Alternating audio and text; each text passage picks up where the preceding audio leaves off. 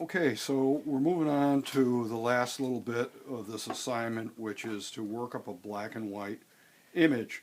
Now you can get an image from a newspaper, a magazine, off the TV. This is off the TV. I just cut out this section. It's from a movie called The Misfits with Clark Gable and Marilyn Monroe. And it's just an interesting little section that I like. It'd be good if you were doing, since we're doing self-portraits, that it had something to do with a figure. So this is from a movie called Grizzly Man, about a guy who goes and lives with grizzly bears, and I'm going to use just this section of it, and this is 2 inches by 3 inches. I don't want you working up. Well, it's a little bit bigger than that, but that's okay. This is 3 inches. This is like 2.5. We're going to blow these things up, but what I want you to do is to make a thumbnail sketch. So what I'm going to do, what I would say is cut your image down. Cut your image down to the size that you're going to use it.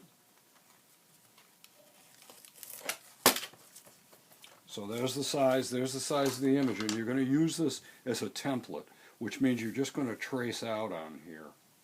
We're going to blow this image up, so you need to find yourself an image that you're really interested in, and we're going to make an acrylic painting, but first we're going to do a study. And this is just called a thumbnail sketch. And I'm going to freehand it.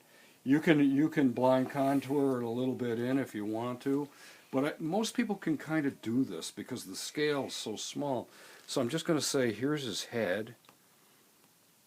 It's a terrifying movie if you ever get a chance to see it. It's pretty recent. It's a documentary about a guy who goes and lives with grizzly bears. And look at the size of that thing. You know, I really want to get the size of it. There's a pine tree behind him. Let me get a darker pencil. And I'm just going to start wailing into this. I got enough there established that I can work this up in terms of all the values. Get the whole thing laid out. This is just underbrush here. It looks like dots or something, which is another way to go at things.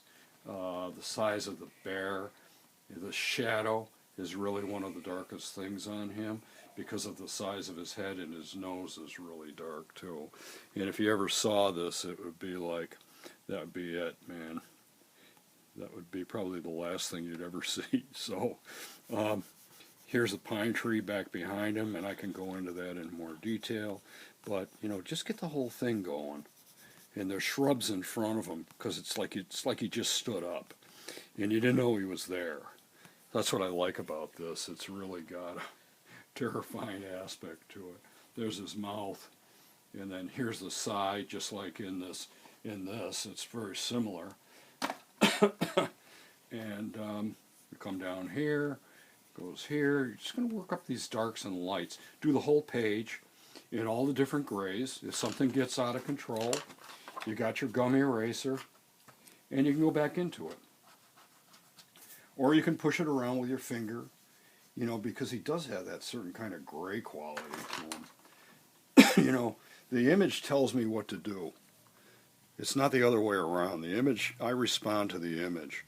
And I might give it just a little bit more so that we got some foliage here.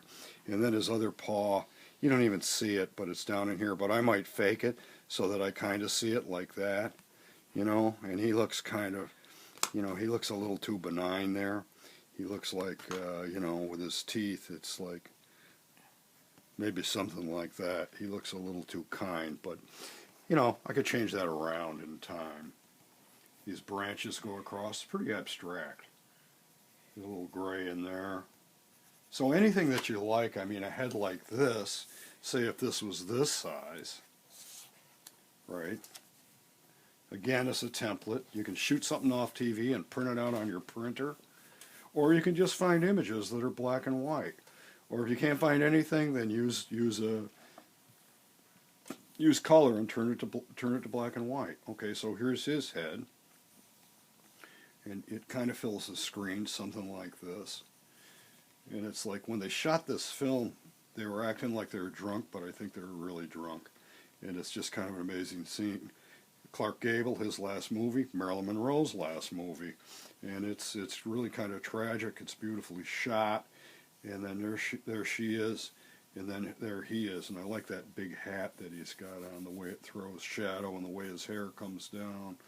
You know, and he was a big matinee idol from the 30s and 40s. This is in the 60s. So there's always that, you know.